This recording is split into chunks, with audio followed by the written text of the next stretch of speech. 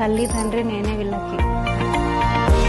ఇద్దరు బిడ్డల్ని చదివించడానికి నేను వాళ్ళు ఎంత వచ్చేది అంతవరకు బాధ్యత నాది.